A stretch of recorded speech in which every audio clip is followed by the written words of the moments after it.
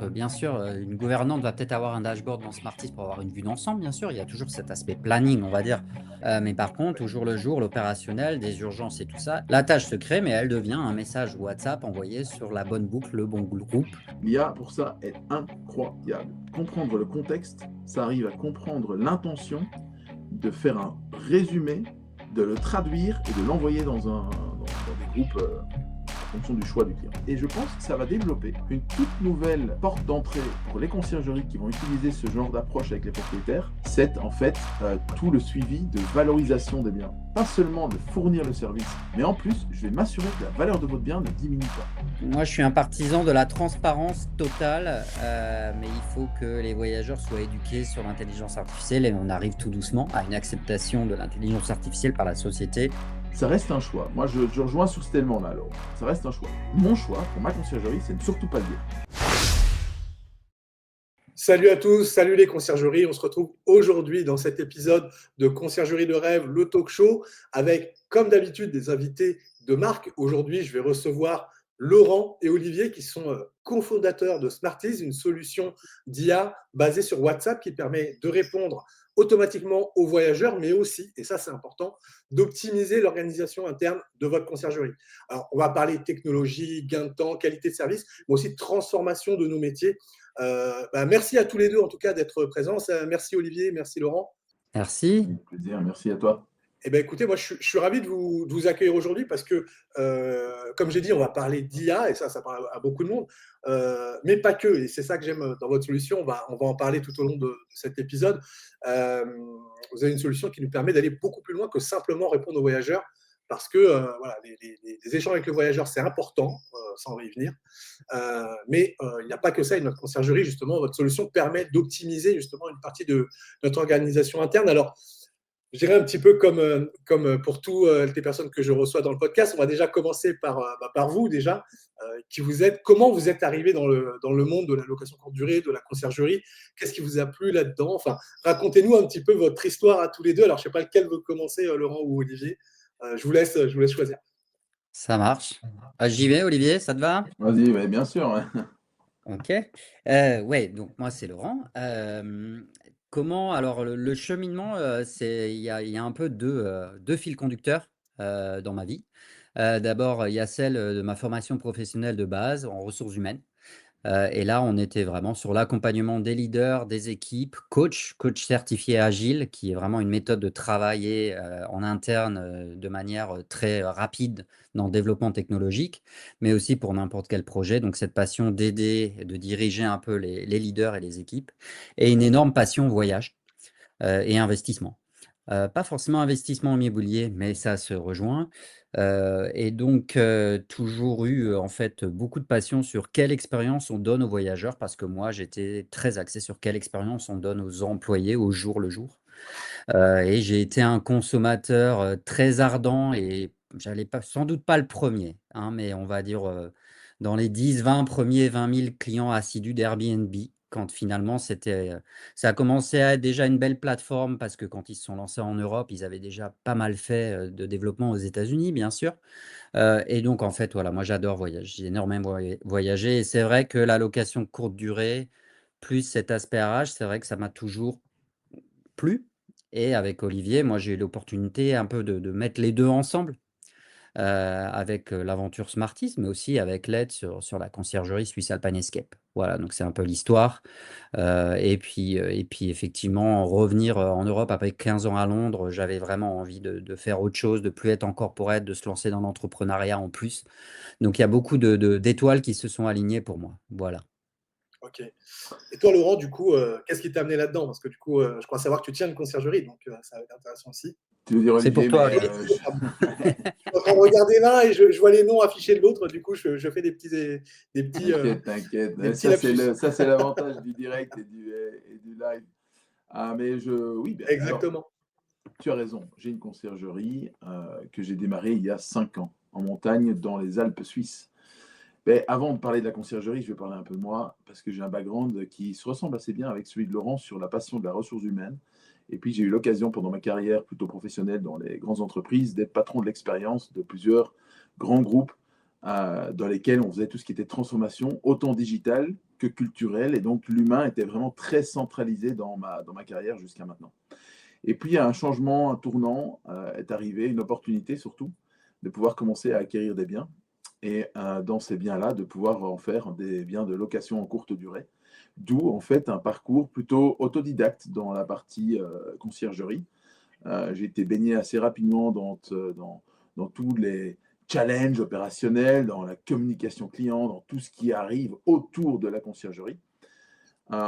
Et ça a été, je dirais, ça s'est passé pendant le Covid, donc évidemment, ça a, je dirais, amplifié et accéléré également une partie du développement.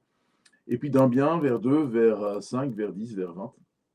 Aujourd'hui, je gère une conciergerie avec plus de 20 biens qui sont principalement axés sur le luxe ou le grand luxe, qui avec une clientèle très internationale, dans un village de montagne dans les Alpes suisses, et sur lequel on a évidemment pu apprendre énormément, et c'est fait partie de la genèse en fait de Smartease, apprendre énormément sur quels sont les outils qui fonctionnent, mais aussi comment est-ce qu'on peut arriver à gérer cette partie de la conciergerie tout en soyant ultra efficace.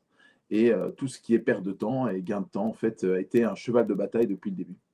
Donc voilà, à la base, je suis ingénieur en informatique et puis j'ai fait pas mal d'autres activités entrepreneuriales à côté de mes activités professionnelles dans les grands groupes.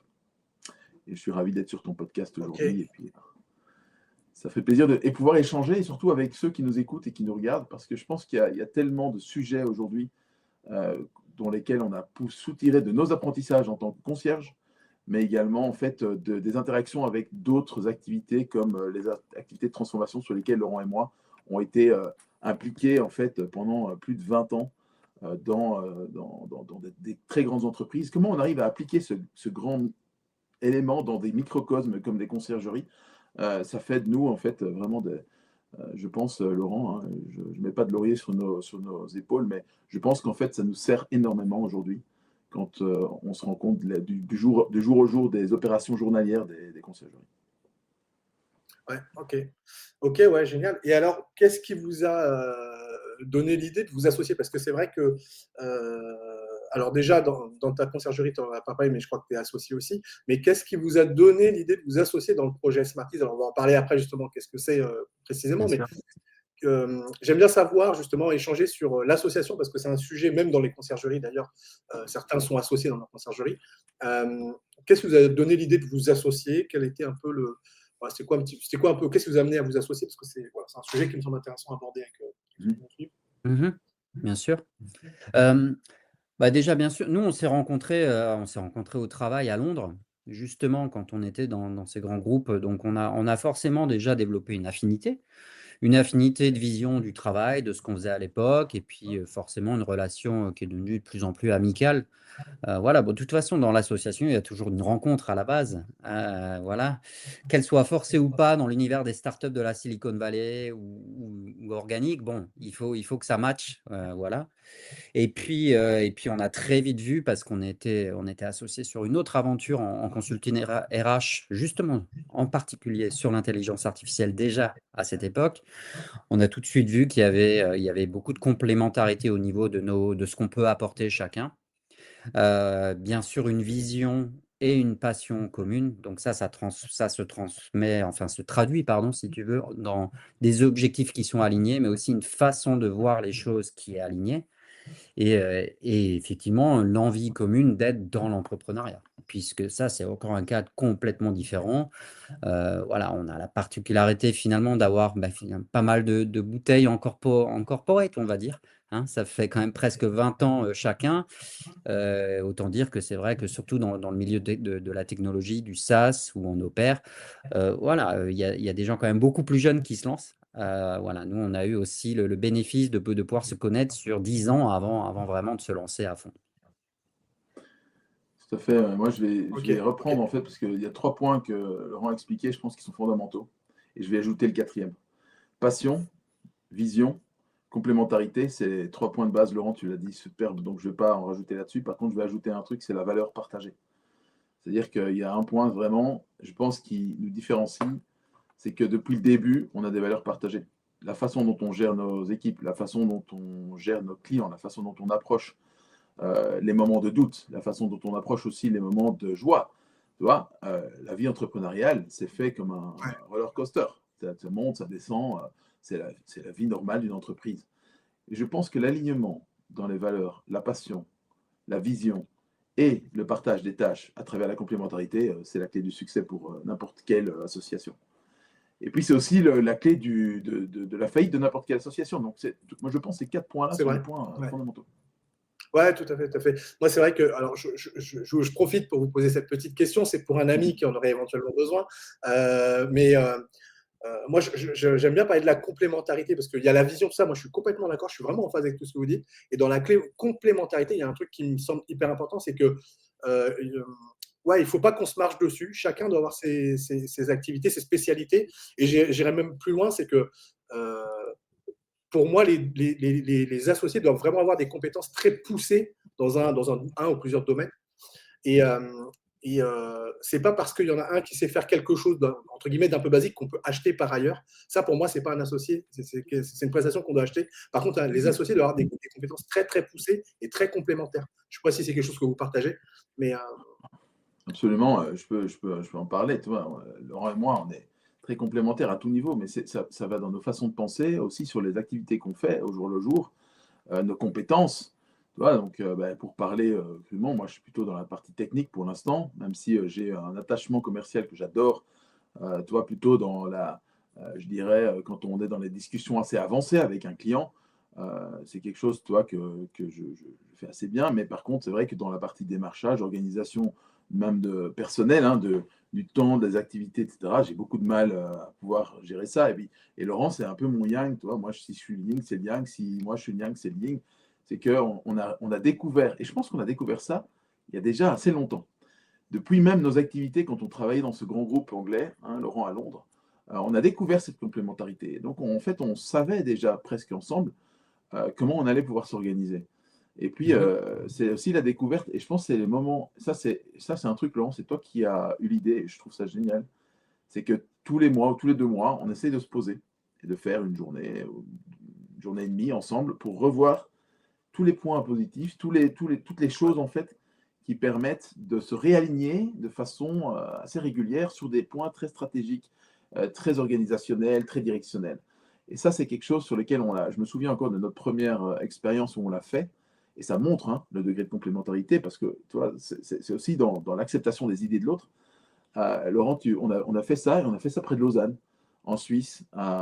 Et puis on s'est retrouvé vraiment dans un cadre qui était même en dehors des bureaux, parce qu'on a des opportunités d'utiliser des bureaux, mais on était en dehors de ce cadre-là. C'était dans un cadre totalement différent, avec un peu de nature, et se retrouver, discuter de choses tellement essentielles en fait dans le monde de l'entreprise. Et moi, ça m'a permis de faire quoi? Ça m'a permis de moi m'organiser pour 1 mois et demi. Donc, ok, qu'est-ce que je vais faire? Comment je vais m'organiser, etc. Parce que voilà, on a la distance entre nous deux, on est à 2 endroits différents, même s'il n'y a que 3 heures de trajet entre les deux, enfin 3-4 heures, on n'est pas non plus l'un à côté de l'autre. Et donc, en fait, on doit arriver à composer dans cette complémentarité avec la distance. Bah voilà, alors, je trouve que ce qu'on a réussi, bon, certainement d'autres le font même mieux que nous, mais en tout cas, ça fonctionne, quoi. Et ça, c'est génial. ok, ok, ça marche. Bon, c'était voilà la petite question parce que du coup, rassurez-moi, tous vos échanges, vous utilisez l'IA ou pas?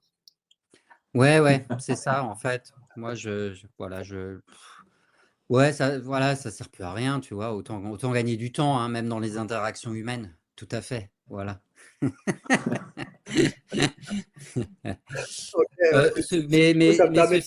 ceci dit, l'IA peut être peut être un support quand on a des situations challenging avec n'importe quel.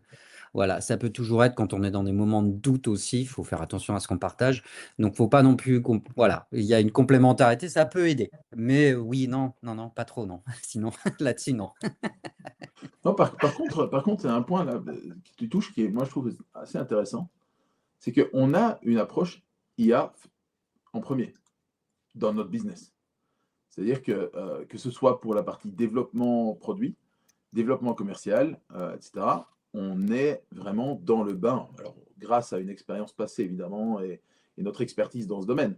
Mais mais on a, je pense, développé une approche entre nous et nos équipes, une approche en fait très orientée où on va bien sûr leverager tous les outils à notre disposition et que ce soit fait, mais Ouais, ça nous rend en fait plus efficaces.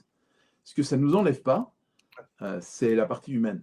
C'est ça qui est génial, c'est que, tu vois, on a développé cette possibilité de comprendre où s'arrête l'élément en fait émotionnel et l'intelligence émotionnelle que l'IA n'arrive pas encore à produire. ouais, Et ça, moi, je trouve que c'est une force dans notre façon de travailler, Laurent, entre toi et moi, mais aussi avec Aurélien et autres, c'est que on utilise l'IA en permanence et en même temps, on est tout le temps connecté, tout le temps ensemble sur des choses tellement deep, tu vois, au niveau, tellement profondes au niveau de l'humain, que je trouve que ce blend, ce mélange des deux, moi je suis très franglais, hein, mais ce mélange des deux, c'est ce qui fait notre force. C'est pas, tu vois, c'est pas une sinécure, c'est vraiment la force de ce que, comment on s'est organisé, c'est d'utiliser les outils. C'est pas de les rejeter, tu vois, c'est vraiment d'être dedans, mais de comprendre les limites des outils et de se dire, attention, là on passe sur la ligne rouge, tu vois, on va pas écrire tout avec ça, enfin, il faut que tu appliques quand même tes valeurs et ton ressenti émotionnel dans ce que tu fais, dans tes interactions. ouais, ok, ok. Bah, du coup, ça fera justement la transition justement sur l'activité de Smarties et puis ce que vous proposez dans le cadre de cet outil. Alors, on va passer à la séquence qui est assez intense, hein, la séquence du pitch. Donc, pour ceux OK. qui nous rejoignent, hein, le pitch, c'est justement Laurent et Olivier qui vont nous justement pitcher leur outil. Pour ça, vous avez 2 minutes maximum. Alors, je ne vous dis pas que le chrono sera lancé, mais ça sera presque ça. Donc, voilà, on va essayer de rester dans ce timing-là. Eh bien, si vous êtes prêts, les gars, je vous laisse prendre la parole. Vous avez 2 minutes. C'est parti. Ça marche. Donc Smarties, déjà, c'est une solution créée par des gestionnaires de conciergerie pour les gestionnaires de conciergerie. Qu'est-ce qu'on fait? Avec Smarties, on a, effectivement une solution qui est basée sur, principalement sur WhatsApp comme principal canal de communication, parce que c'est le canal le plus engageant, le plus lu et le plus positif pour les voyageurs. On automatise, les messages pour les voyageurs et on utilise aussi l'intelligence artificielle pour faire 2 choses. Pour faciliter et accélérer la communication voyageur, mais aussi pour se nourrir de toutes ces conversations, de toutes ces demandes voyageurs pour apprendre et améliorer la gestion interne. Qu'est-ce que ça veut dire? Concrètement, détection et gestion de tâches opérationnelles. Vous allez dire: «Mais les tâches, elles deviennent quoi après? Parce que si elles sont juste dans un dashboard, ça ne me sert pas à grand chose. Je vais passer ma vie à les trier». Non, il y a rien à faire là-dessus. En fait, qu'est-ce qu'on fait? C'est qu'on leverage, si tu veux, on se nourrit de la gestion en interne des conciergeries qui, en fait, souvent s'organisent comment? Par des groupes WhatsApp internes et donc en fait, Smarties permet de se faire ce lien finalement d'opérateur entre toutes les équipes, en gérant les tâches, en les suivant, en les faisant communiquer de groupe en groupe et en traquant si elles sont faites, comment elles sont faites, pour qu'on ait une vraie vue opérationnelle et efficace. Ça peut être des tâches techniques, des tâches de ménage ou des tâches de management. Voilà, gestion des réservations, gestion d'un gros problème voyageur, d'un avis client.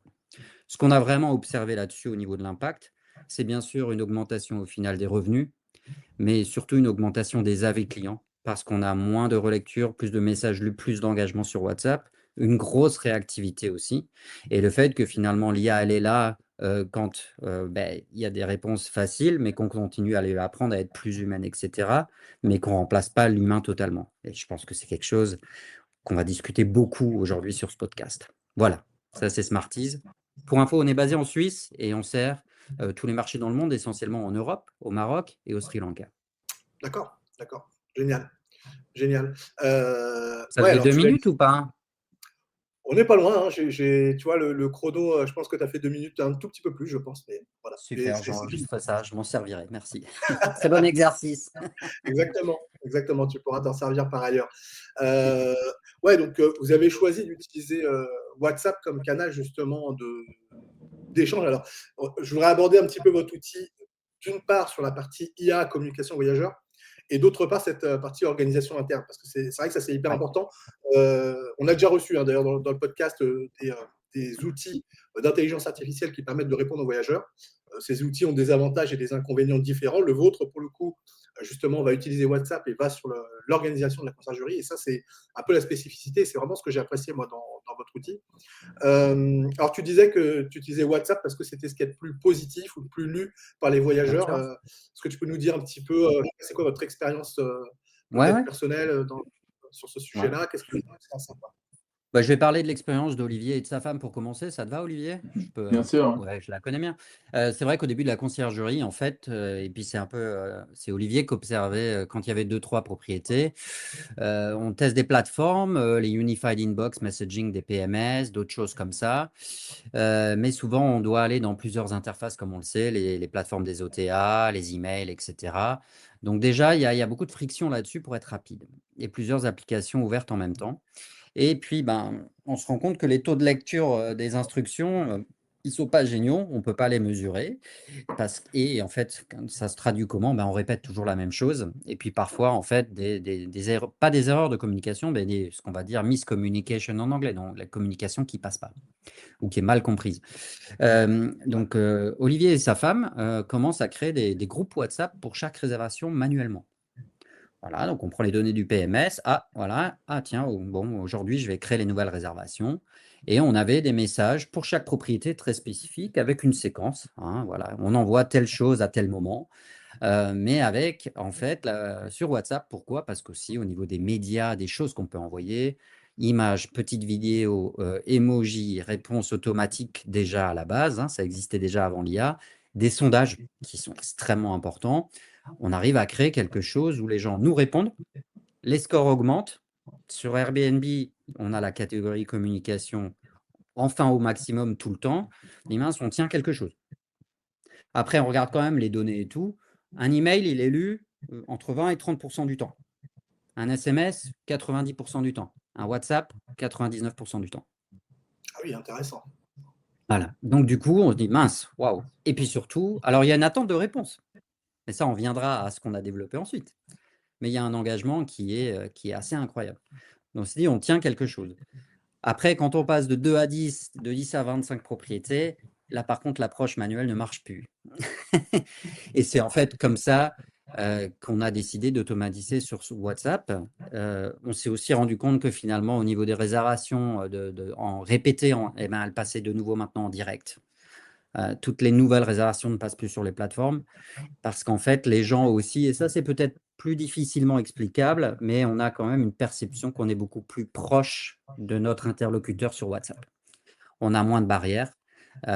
Et donc, on a très vite pris le parti d'avoir un WhatsApp pour business, un WhatsApp for business sur la conciergerie très, très vite. Et c'est vrai que ça nous a créé beaucoup de retours positifs là-dessus. Ça, c'est un peu la genèse. Voilà. D'accord, d'accord.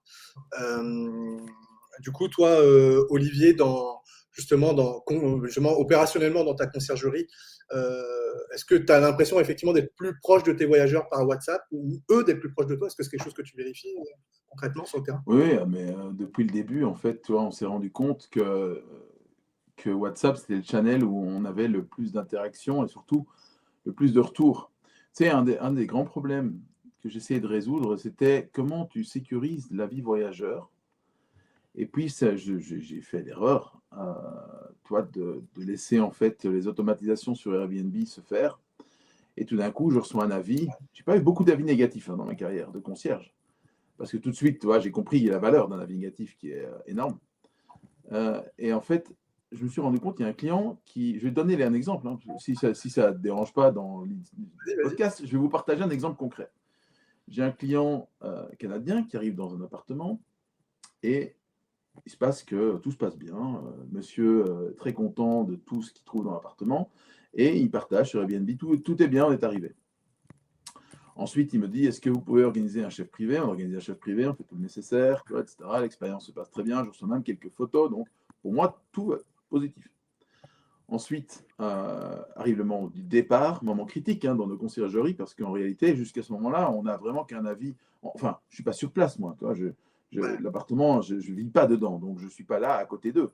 Je me souviens même d'avoir été rencontrer cette personne. Donc, tu imagines l'effort fourni au niveau de la conciergerie par rapport au retour, à ce moment-là, toujours positif. Dans mon esprit, c'est un client qui va me laisser un avis très, très positif.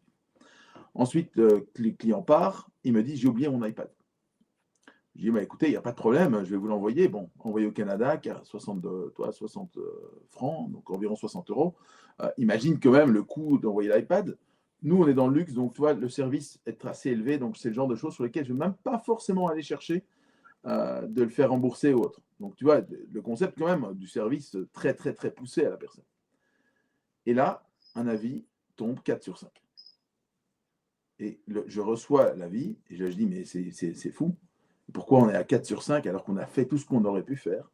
Ouais. Et il m'a dit, et la raison pour laquelle c'était, mais ce truc est réel, quoi. C'était, j'ai dû chercher sur YouTube comment utiliser la gazinière. Ah oui. J'étais disponible, je vous ai rencontré, je vous ai fait un tour de l'appartement, etc. Vous ne m'avez même pas posé la question.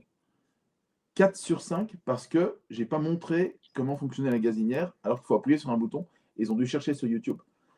Je trouve ça dur, toi. Et donc, en fait, de cet apprentissage, qu'est-ce qu'on a fait? C'est justement là qu'on a changé de channel. C'est justement à ce moment-là qu'on a commencé aussi à demander aux gens de façon automatique. Après chaque première nuit, comment se passe le séjour? Est-ce que vous avez besoin de nous? Qu'est-ce que vous avez besoin? Est-ce que tout fonctionne? Etc. C'est très simple, c'est très con, mais en réalité, ça demande l'interaction. Et donc, quand tu parles de proximité vers le voyageur, oui, la proximité, c'est ça. Ce n'est pas une proximité physique, c'est une proximité de disponibilité. Et en fait, quand le voyageur se rend compte que tu es disponible, ils sont beaucoup plus à même à partager ce qu'ils auraient fait. Tu vois, ce qui se passe dans l'appartement, ce qui leur passe par la tête. En fait, tu vois, je leur donne la possibilité de partager. Et donc, c'est beaucoup plus simple aussi pour moi de challenger un avis négatif. Alors, je vais donner un deuxième exemple, parce que j'ai eu un deuxième exemple où on a eu l'avis négatif et on a réussi à le faire changer. Justement parce qu'on avait tout l'historique de conversation sur WhatsApp. On a un client qui vient, il nous demande donc l'appartement, etc. Très bien, ils viennent de contrées où on connaît un peu les éléments et les traits culturels, donc on est très à même à positionner l'appartement correctement, tous les services afférents correctement. Et donc, ce client rejette tous les services qu'on lui propose. Donc, pas de problème. On arrive dans l'appartement à la fin du séjour, un bordel, mais vraiment, il n'y a pas d'autre mot. On a passé 24 heures de nettoyage pour un 100 mètres carrés. Alors, toutes les conciergeries qui nous écoutent, 24 heures de nettoyage pour un 100 mètres carrés, il n'y avait pas de casse, mais c'était du nettoyage. C'était vraiment, vraiment dégueulasse. Avec aucun respect pour nos équipes de nettoyage non plus. Et à ce moment-là, je lui ai dit, écoutez, voilà, il y aura quand même quelques heures qu'on va vous compter en plus. Alors en Suisse, les heures de nettoyage, elles sont très chères. Mais je lui dis, je ne vais pas tout vous compter parce que je vous fais un geste, etc. Et donc, en fait, je me suis retrouvé avec un avis négatif à 6 sur 10 sur Booking.com parce que j'avais fait payer en fait le nettoyage. Sauf que sur Booking.com, il n'y a pas l'échange d'avis comme sur Airbnb. Et donc, tu es complètement à la merci de ton client et de ton voyageur. De nouveau, à ce moment-là, sur Booking.com, regardez les conversations, regardez chaque fois, le client était très, très, très content jusqu'au moment où il fait de la rétaliation. Et donc, en fait, je lui fais payer un dégât, mais ce n'est pas de ma faute, c'est de sa faute. Et il nous met un avis négatif parce que, en fait, je lui fais payer un dégât. Eh bien, ça a fonctionné. Booking.com, tout de suite, a enlevé l'avis. Donc, ça te donne une idée de la proximité, mais aussi de la sécurité que ça me donne de travailler sur ce canal de communication. Ouais, ok. C'est vrai qu'il y a un peu plusieurs types de conciergerie parce que quand tu es sur des clients un peu plus haut de gamme, la valeur de ta relation client, elle est très haute aussi. Ouais. Et c'est vrai qu'il y a d'autres conciergeries, moi j'en fais un peu partie aussi, où justement, finalement, on a peu d'échanges avec nos voyageurs parce qu'on est sur des biens aussi plus standards. Et justement, là, cette relation, elle a un peu moins de valeur. Et au contraire, on veut que ça soit super fluide. Mais c'est vrai que ça va dépendre du marché sur lequel on se positionne. Et effectivement, dans ton cas, je suis d'accord, la relation voyageur, elle a une valeur forte, très forte sur ce créneau-là. Après l'aspect sécurité en tout cas de checker et de ça par contre je pense que c'est important pour tout le monde. Il faut juste être sûr que voilà, ça n'engendre pas plus de demandes, mais Ouais. je pense que ça vaut le coup pour moi d'essayer parce que là, pour toutes les conciergeries, il y a quand même un aspect, on le sait. On a tous des histoires un peu, j'allais dire d'horreur à partager, peu importe le type de client. Donc ça je pense par contre que ça peut être utile pour tout le monde. Ouais, effectivement. Ok, ça marche. Et ok, donc le voyageur là, il a pu échanger avec vous. Alors, au-delà de cette expérience là que tu nous partageais, donc les voyageurs vont pouvoir communiquer avec la conciergerie grâce à Smarties justement et le WhatsApp pour être plus précis et Smartis qui sera derrière pour piloter un peu tout ça. C'est une question que j'ai déjà posée à d'autres fournisseurs de solutions en IA, mais est-ce que vous prévenez le voyageur qu'il y a une intelligence artificielle qui est en place? Et si vous le faites, pourquoi? Si vous ne le faites pas, pourquoi? Alors pour l'instant, on ne prévient pas, Olivier, mais c'est à vous, on n'a pas encore, trop discuté parce que moi perso, on pourrait laisser le choix au client. Je suis assez ambivalent là-dessus, personnellement, je t'avoue. Hem, je suis un partisan de la transparence totale, mais il faut que les voyageurs soient éduqués sur l'intelligence artificielle et on arrive tout doucement à une acceptation de l'intelligence artificielle par la société, on va dire plus générale. Je pense qu'il y a aussi une question générationnelle. Donc, moi, je serais curieux de savoir ce que tu en penses, Olivier. Perso, moi, je pense qu'il faut pousser la transparence quand on peut. Mais bien sûr, nous, en tant que fournisseurs, c'est peut-être quelque chose où on offre en fait la possibilité de dire oui ou non, à chaque client. Voilà. C'est un peu là où j'en suis, mais tu vois, il y a pas de filtre, hein. On n'est peut-être pas d'accord avec Olivier, Henrica. Ouais, ouais. Alors en fait, pour donner à notre audience, une réponse par rapport à ce que je pense par rapport à ça, je dois vous partager un peu de background sur ce que j'ai fait il y a quelques années. Il y a quelques années, j'étais patron d'expérience dans un grand groupe, pétrolier anglais et donc je gérais, si tu veux, la partie des systèmes informatiques qui permettaient aux employés de connecter avec la partie service, c'est-à-dire le service interne. Tu vois, quand tu as une question sur tes vacances, sur tes trucs, bon, il y a toujours des gens qui sont là pour t'aider, pour te répondre. On a créé un chatbot. Et tous ceux d'entre vous qui nous écoutez également, vous allez certainement vous rappeler, en fait, et vous vivez peut-être encore tous les jours, des chatbots, que ce soit au téléphone ou via un chat, où vous avez envie de taper un seul mot qui est transférez-moi à l'agent. Parce qu'en fait, on n'a pas envie de parler avec un chatbot. On a envie de parler avec des humains. Est-ce que ça vous est pas arrivé? Je vois sur vos sourires que ça vous est déjà arrivé. Ça arrive en fait à tout le monde. Et en réalité, si tu construis un chatbot, et surtout dis que tu utilises un chatbot, dis que tu fais de l'intelligence artificielle. Intelligence artificielle, c'est pas l'intelligence artificielle, hein, c'est la programmation artificielle avec un chatbot. Mais quand tu utilises les capacités aujourd'hui disponibles en ce qu'on appelle l'intelligence artificielle générative, c'est quand même très particulier, hein, ça a démarré en 2021, c'est très très particulier comme modèle d'utilisation. À ce moment-là, ça reste un choix. Moi, je rejoins sur cet élément-là, Laurent. Ça reste un choix.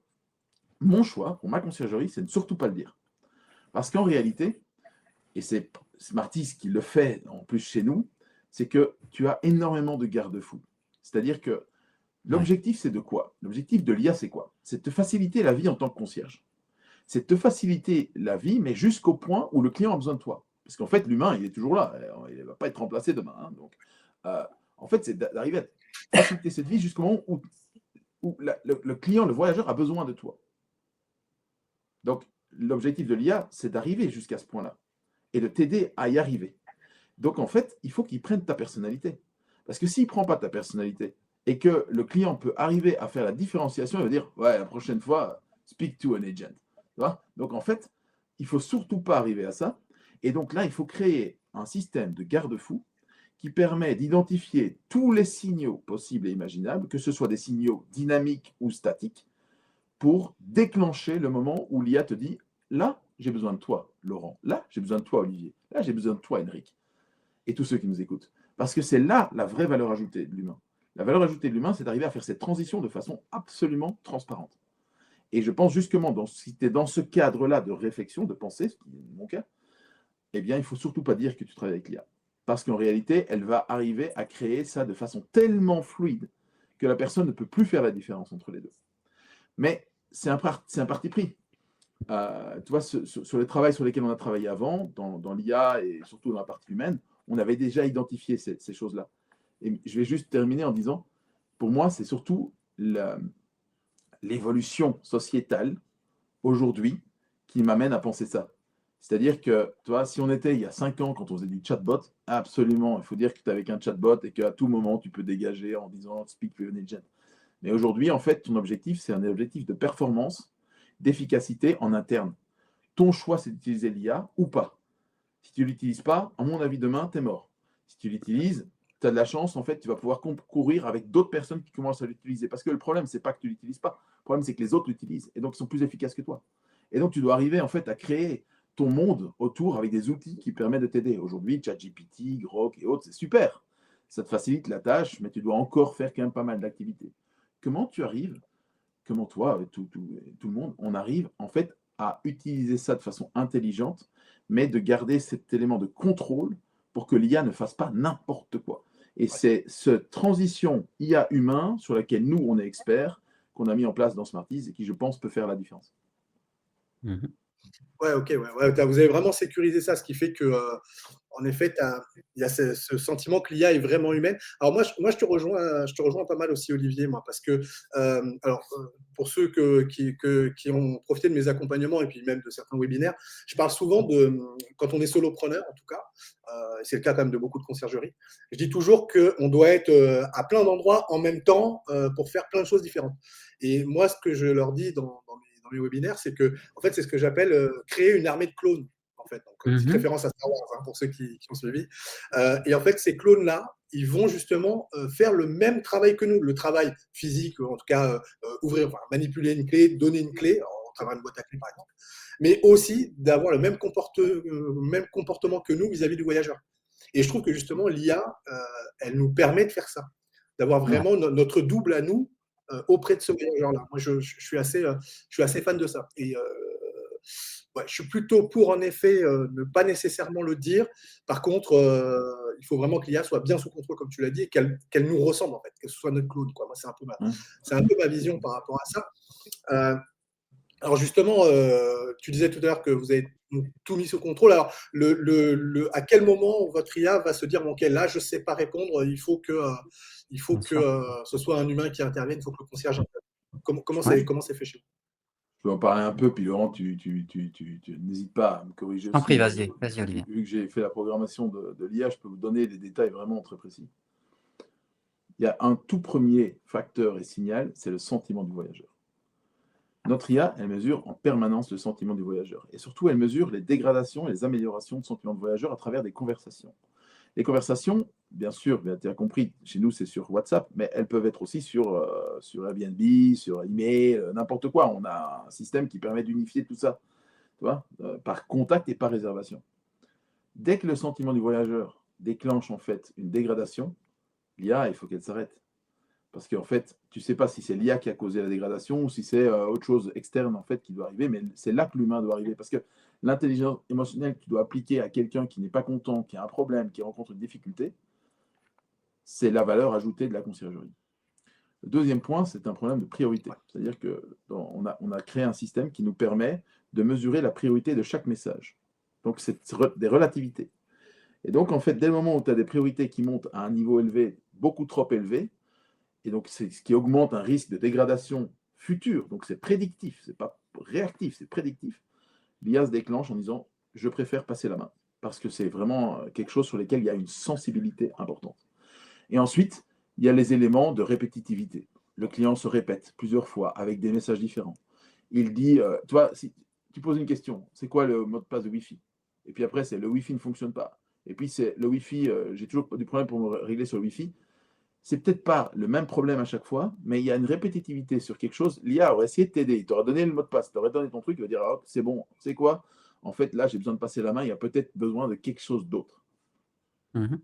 Ouais. Et il y en a d'autres. Je ne vais pas tous les donner. Il y a Ok. c'est aussi nos secrets en interne, tu vois, de comment on a réussi à créer tout ça. Mais ça vous donne déjà une optique sur laquelle on se met en place. C'est-à-dire que, tu sais, les Américains, ils adorent parler c'est comment ça s'appelle, là, Laurent, le switch off button, le kill switch. Ils Kill adorent switch, parler ouais. du kill switch, c'est-à-dire un espèce de bouton magique dans le monde quelque part où tu appuies dessus et tout l'IA s'arrête d'un coup.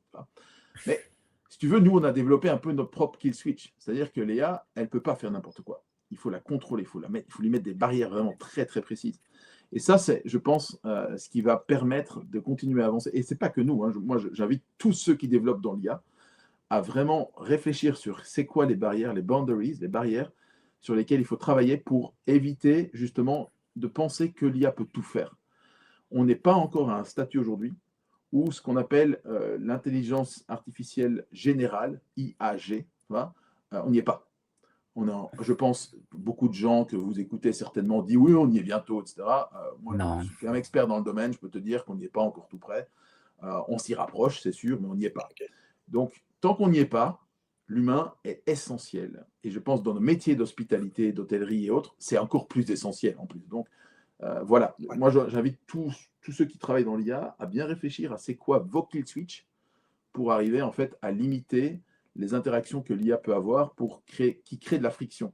L'objectif, c'est d'enlever de la friction, pas d'en ajouter.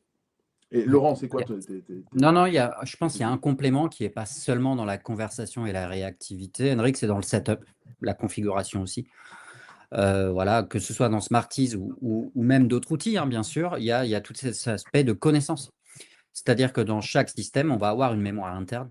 Alors, ça peut être aussi simple que de mettre toutes les propriétés sur la plateforme. OK, c'est du basique. Mais c'est aussi, nous, on se sert beaucoup de toutes les séquences de messages WhatsApp qu'on a parce qu'ils sont spécifiques à chaque propriété. Donc, l'IA se nourrit de ça. Et aussi, il va suggérer des tâches. Il va suggérer des cartes qu'on appelle des cartes connaissances. Voilà. Où on peut les créer. Voilà. Donc, c'est aussi la proactivité de l'opérateur à nourrir son intelligence artificielle à lui. Ouais. L'intelligence artificielle, elle va apprendre très vite. Si, par exemple, Henrik, tu commences en copilote, donc l'IA te suggère une réponse, mais il va observer que tu signes toujours tes messages. Henrik de Louis Premium, par exemple, voilà, où l'IA va mettre que quelques heures à te suggérer les réponses où il y aura ta signature. C'est tout bête, mais ça apprend vite. Sauf qu'il faut la nourrir. Voilà. Donc ça, c'est l'aspect et c'est pour ça que, nous, on va dire, que sur chaque propriété aussi, on est capable de dire au client: sur cette propriété, vous êtes sans doute à 80 près. Celle-là, c'est plutôt 20.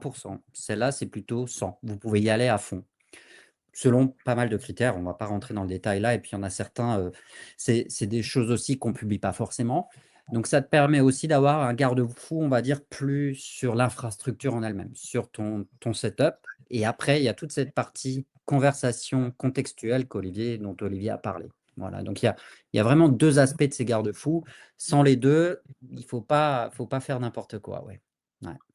Ok, ok. Alors déjà, là, on a parlé pas mal d'IA lié à WhatsApp. Alors, je voudrais ensuite qu'on aille discuter justement de ce que ça crée en termes de tâches. Pourquoi on disait au début que ça allait optimiser aussi l'activité dans la conciergerie. Juste pour terminer sur l'IA, est-ce que déjà là, aujourd'hui, vous avez peut-être des exemples un peu concrets de clients qui sont satisfaits déjà d'utiliser ne serait-ce que la partie IA dans la communication voyageur? Est-ce que ça les aide, ça les soulage? Est-ce qu'il y a des difficultés? Enfin, qu'est-ce qu'ils rencontrent un peu? Quels sont les retours de vos clients actuels? Ouais, bien sûr. Comme je te disais, un apprentissage très rapide sur des formes de langage, sur des tonalités et sur des informations très basiques. Donc ça déjà très satisfait que, voilà, on a un niveau d'intelligence artificielle sur le marché ouvert à nous tous aussi, où on a ce niveau de connaissance, j'allais dire, de base. Tu sais, c'est comme si tu as des questions basiques sur justement un chatbot. Ça, effectivement, ça tourne. Et honnêtement, ça crée déjà beaucoup de gains de temps, donc beaucoup de satisfaction là-dessus. On a testé quand même récemment des choses plus compliquées, où là, on est sur, il faut chercher l'information quelque part dans la base de données, où est la place de parking, où est-ce que je me gare, etc., dans une conciergerie. Là, en fait, le plan de parking, l'IA le met. C'est une image, il va la chercher, c'est une vidéo, il va la chercher. Donc, on a de la satisfaction au niveau des médias. Ça marche très bien. Et on a récemment, alors là, c'est plus sur notre conciergerie. Là, on a des demandes plus complexes, où là, il faut croiser des données, si tu veux. Est-ce que je peux avoir un early check-in? Alors, l'early check-in, là, alors en général, il y a pas mal de clients, ils vont dire: «Je veux une validation humaine, mais comment je peux ne pas devoir faire la recherche moi-même?» Qu'est-ce que ça veut dire? Il faut que j'aille regarder le planning des ménages. Il faut que j'aille regarder, checker 2-3 choses en plus. Enfin, il faut croiser des données. Ça devient complexe, pour le coup. Et récemment, on a eu le cas où effectivement l'IA nous a préparé une réponse qui était complètement correcte. C'est ce qu'on aurait suggéré au client: «Oui, vous pouvez venir, il y a pas de problème». Mais faire ces checks-là, c'est assez impressionnant, de Ouais. voir comment voilà. Donc oui, non, moi je trouve qu'effectivement le retour est positif là-dessus. La plupart des gens veulent tester, veulent voir les suggestions de réponses avant de lancer en autopilote. On a pas mal de gens qui se disent: «Je vais laisser en autopilote la nuit», par exemple, parce que c'est possible. Voilà, donc effectivement, on voit des données très encourageantes là-dessus, surtout au niveau de la qualité de l'interaction. Voilà. Ok. Je Vos pense qu'on peut clients sont parler. d'ailleurs, on parle beaucoup de conciergerie depuis le début. Pardon, vas-y Olivier. Je vais juste ajouter une chose parce que on reste peut-être un peu timide, mais on a quand même un client qui gère 15 000 réservations par an. Et sur ces 15 000 réservations, en fait, donc l'élément vraiment transactionnel de discussion, si tu veux, on a deux versions. Tu as la version proactive qui est automatisée via un PMS. C'est-à-dire que tu envoies des messages à certains moments de la journée, etc. Là, tu choisis ton canal de communication, mais c'est de l'automatisation. Et puis, tu as la partie réactive.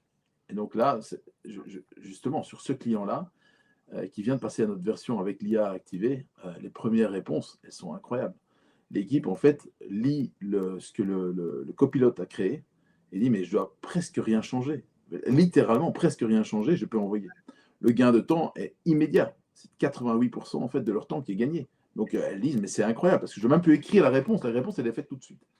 Donc c'est des retours clients assez immédiats qu'on a eu sur un énorme opérateur d'appartements et de chambres d'hôtel. Donc ensemble dans un business et avec des milliers et des milliers de réservations, enfin, plus de 15 000 réservations par an. Donc tu vois, là, c'est des cas concrets, c'est pas du fluff, quoi. C'est vraiment, ça fonctionne, ça marche. Et puis en fait, nous, ça nous permet de faire quoi? De continuer à améliorer et d'appuyer ces améliorations sur le reste de notre clientèle. Euh, Aujourd'hui, on est justement, tu vois, sur cet élément de croissance et donc d'amélioration permanente, hein, c'est sûr. Ouais, ok. Ouais, justement, c'était plus une remarque qu'une question, mais je pense que du coup, tu l'as un petit peu dit là, mais on parle beaucoup de conciergerie depuis le début, parce que c'est vrai que c'est le sujet de ce podcast, mais en fait, c'est des choses qui vont s'appliquer. Donc, évidemment, pour les conciergeries, pour les agents immobiliers qui font de la location saisonnière, ça va être intéressant pour eux, mais aussi pour les hôteliers, puisque du coup, vous pouvez aussi vous Bien sûr. connecter à, leur, à, leur, à, leur, à leurs outils, puisque eux aussi vont utiliser notamment WhatsApp. Enfin bref, on va justement revenir à ça sur l'optimisation des tâches. Mais voilà, en effet, ça ne s'adresse pas que aux conciergeries. Donc, c'est vraiment quelque chose d'intéressant pour toute la population qui travaille sur l'hospitalité. Et justement, ça me permet de commencer à parler justement de l'optimisation des tâches. Alors, moi, j'ai Ouais, testé votre outil. Du coup, on est encore en test en ce moment et tout ça. Donc, du coup, je vois ce que ça donne. Pour partager justement avec ceux qui nous suivent, est-ce que vous pouvez Laurent ou Olivier, nous expliquer un petit peu c'est quoi cette histoire de tâches, quel est le bien lien sûr. avec WhatsApp, tu en as parlé un tout petit peu au début. On utilise des groupes WhatsApp en interne avec nos équipes de ménage, avec nos équipes de maintenance. Comment justement Smartis va optimiser tout ça, va se servir de WhatsApp pour nous faire gagner du temps. Ouais, bien sûr. Bah, c'est marrant parce que tu parlais un peu des différents acteurs de l'hospitalité. Et je sais que c'est quelque chose qui te tient à cœur par rapport à ton talk show, Henrik. On a eu une réunion qui a un peu justement nous a fait pivoter sur cette gestion de tâches et c'était pas avec une conciergerie, c'était avec une chaîne d'hôtels, 27 hôtels en Afrique, principalement au Maroc et en Afrique de l'Ouest. Et puis on parle avec eux et puis bon, finalement, au niveau messagerie WhatsApp, les hôtels, oui, il y a de l'intérêt, ça dépend des pays. Mais finalement, c'est vrai que comme il y a toujours une réception en physique dans la plupart des hôtels encore, on est beaucoup plus sur de l'assistance pendant le séjour. Voilà. Et c'est vrai qu'à l'hôtel, on a tous eu l'expérience de vous pouvez faire décaler mon ménage, j'ai besoin de ça, room service, blablabla. On passe à la réception, il n'y a personne, la tâche est oubliée parce que le réceptionniste fait 36 000 choses à la fois. Bon, voilà. Et la réalisation, c'était qu'ils nous disaient, surtout aussi par rapport à la formation des équipes, et là on est sur des grosses équipes opérationnelles, ils disaient, bah, nous, toutes nos équipes en interne ont leur groupe WhatsApp. Je dis, ouais, ok. Puis on se dit, mais mince, WhatsApp, c'est un peu notre spécialité. Puis après, on se dit, mais mince, bah, Olivier, les groupes WhatsApp, on les a sur la conciergerie aussi. Bon, ok. Donc l'idée, c'était, ok, il faut qu'on trouve un moyen qu'on mette en avant ces groupes qui existent déjà, qu'on se sert de ça. Pourquoi? Rapide, comme on l'a déjà dit, flexible au niveau de ce qu'on peut partager, ce qu'on peut lire du coup dans les conversations, et surtout aider les équipes techniques à ne pas se former sur et de nouveau un autre outil, et de nouveau un dashboard. Alors qu'en fait, quand moi je travaille à un hôtel ou une conciergerie, que je suis sur le terrain, qu'est-ce que j'ai? J'ai mon téléphone, et qu'est-ce que j'ai dans mon téléphone à coup sûr? WhatsApp. Donc, simplifions les choses. C'est un peu de là qu'a germé l'idée, Henrik. Mais je vais laisser Olivier après t'expliquer. Bah, du coup, l'idée, elle s'est transformée en quoi au niveau du produit, bien sûr. Voilà. Ok. En fait, pour continuer l'histoire, c'est-à-dire que ce qu'on s'est rendu compte, c'est que dans tous ces groupes de communication interne, il y avait beaucoup de données et de données non structurées. La donnée non structurée, c'est je viens de terminer cette chambre, j'ai fait ceci, il y a un Ouais. truc cassé là, etc., etc., etc. On s'est dit, mais si on arrivait à faire quelque chose avec cette donnée. Et le deuxième élément déclencheur, c'était la rencontre avec quelqu'un de senior dans cette entreprise qui dit, moi j'ai accès à toutes ces données, bien sûr, hein, avec un certain niveau d'assurance. Tout ça, je le vois, etc. Oui, mais vous le voyez quand? Et là, la réponse, c'est un jour après les faits. Je dis, mais pourquoi?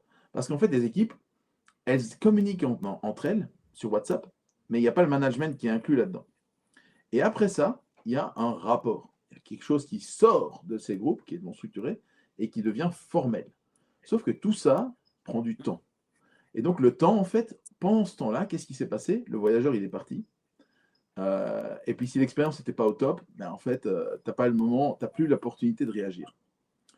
Et toute cette expérience, c'est ce qu'on a entendu, on a écouté, on a dit, c'est intéressant. Donc si on arrive à structurer la donnée qui est non structurée dans ces groupes, qu'on arrive à sortir l'information, la classifier, et puis de pouvoir essayer d'identifier, mais qui doit prendre cette action?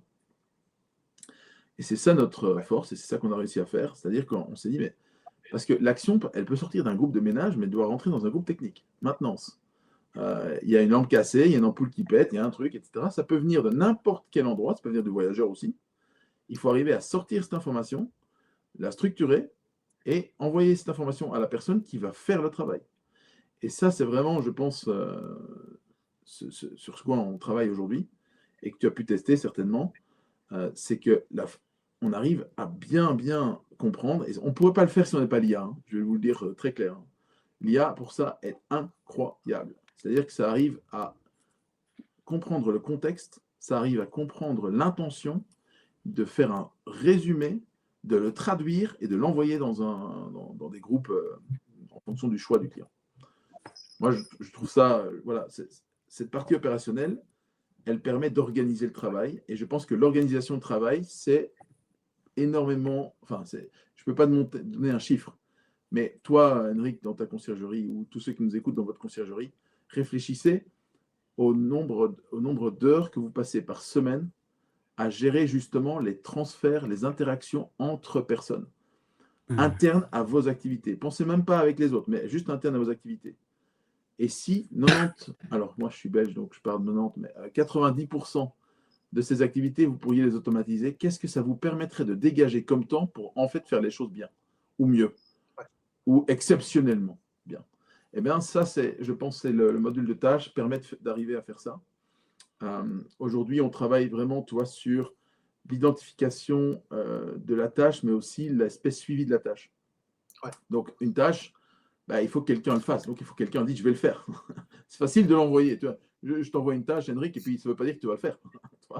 Donc, il y a une reconnaissance que je vais le faire. Donc, ça, on a développé en fait un système très simple basé sur des emojis.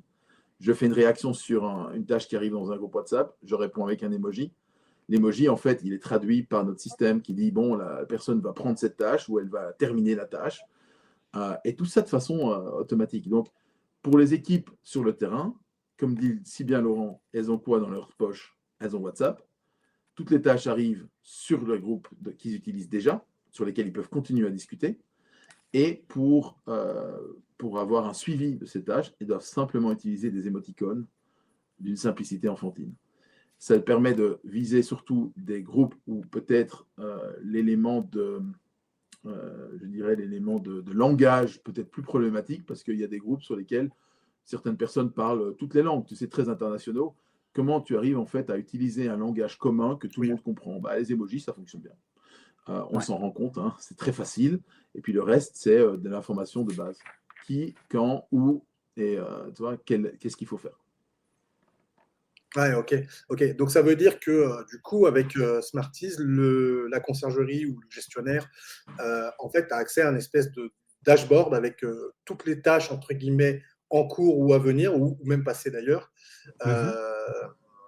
Et chaque intervenant sait, par exemple, qu'aujourd'hui, il doit passer pour changer une ampoule, que c'est la chambre numéro 10 ou le bien en centre-ville, je ne sais pas quoi.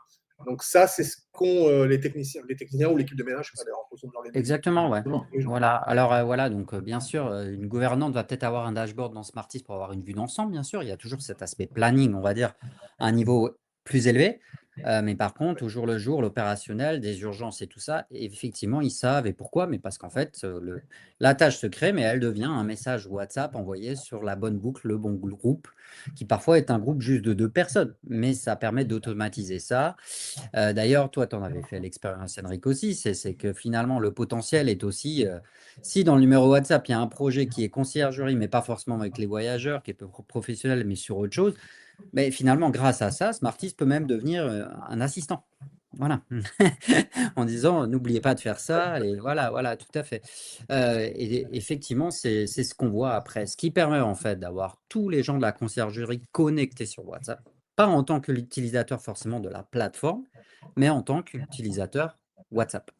Voilà. Si je prends un exemple concret, je suis une équipe de ménage. Ouais. Je viens pour l'intervention de ménage et je constate qu'il y a une chaise qui est cassée. Ouais. Comment la personne va devoir. Qu'est-ce qu'elle Bien fait sûr. pour justement pouvoir transmettre l'info et que ce soit qu'on aille bien au bout de la chaîne et que ce soit réparé, par exemple. Bien Bah, c'est sûr. tout simple, hein. Je prends la photo de la pièce qui est cassée et je mets sur WhatsApp et je dis l'appartement où je suis. Et puis en fait, l'IA fait le reste. Elle regarde, elle dit ah tiens, c'est marrant, mais il y a une chaise cassée. S'il y a plus d'informations disponibles, eh ben, elle va récupérer l'information disponible, elle va traiter cette information et dire attention, sur cet appartement, il y a quelque chose à faire. Et elle va dire alors ça ressemble à une chaise cassée, qui s'occupe de la chaise cassée? Ah, c'est l'équipe technique. Ah, ça, on va sur l'équipe technique. Et donc, ce qui est Voilà. important dans notre outil, c'est de faire un miroir de l'organisation de la conciergerie. Chaque conciergerie est organisée différemment. Moi, j'ai 4 équipes. Toi, tu en as peut-être 5. Des grosses conciergeries, elles en ont 20. Donc, en fait, définir le cadre de travail de chaque équipe, c'est le travail qu'il y a à faire une seule fois, en amont. Ouais. Et quand il y a bien sûr des changements d'équipe. Mais tu définis ton cadre pour ta conciergerie une fois. Voilà comment je suis organisé, et c'est l'IA qui va ensuite faire le reste en utilisant cette information pour arriver à dispatcher les tâches au bon endroit. Et donc, c'est l'évolution, tu sais, future, si on parlait un peu futur, c'est d'arriver même à processer les vidéos. Aujourd'hui, les vidéos, c'est très, très, très gourmand. Tu vois, ça prend beaucoup de temps de générer, mais on parle de ça dans 6 mois. L'évolution technologique, tu vois, au niveau de la puissance du calcul, elle continue à être de façon incroyable. Tu vas avoir en fait des services de processing de vidéo qu'on va pouvoir développer pour arriver à carrément, c'est même une vidéo que tu peux faire et arriver à sortir tout ce qui est important dans cette vidéo. Donc voilà, je pense que les capacités vont faire qu'évoluer, mais tu comprends bien la base. La base, c'est d'arriver à sortir l'information, quel que soit le format de l'information, et le transférer sur un autre groupe. Ouais, c'est un gain de temps de malade. Enfin, après, moi, je transpose ça sur ma conciergerie et je l'imagine pour d'autres collègues, mais c'est un gain de temps de malade, un temps qui n'était pas forcément trop chiffré avant, parce que c'est un peu le background de la conciergerie. Ouais. On n'est plus voyageurs, c'est vraiment de l'interne, et donc on n'a pas forcément chiffré ça, mais c'est un gain de temps de malade, et ça fait, je crois que je me suis pensé sur ça en 2021. Peu de temps après les confinements, là, ouais, 2021. Et je me suis dit, mais attends, j'ai plein de trucs en interne. Quel workflow j'ai détecté un problème dans un appartement et jusqu'au Ouais. jour où le truc a été réparé, quoi. Et entre-temps, il y a eu plusieurs intervenants, plusieurs interlocuteurs. Il faut être sûr que tout soit fait. À quel prix? Enfin, après, on peut aller super loin. Et c'est vrai que c'est une question que je me suis posée, mais avec l'arrivée de l'IA, c'est vrai que ça change complètement la donne, quoi. Avant, on faisait ça de manière complètement manuelle. Ouais. Même si, On voilà, a, tous les jours. on a, on a un client qui a utilisé une expression ce matin qui m'a beaucoup plu. Voilà, j'en ai marre de faire le passe-plat. Voilà, en fait, je passe les plats. Voilà. Oui.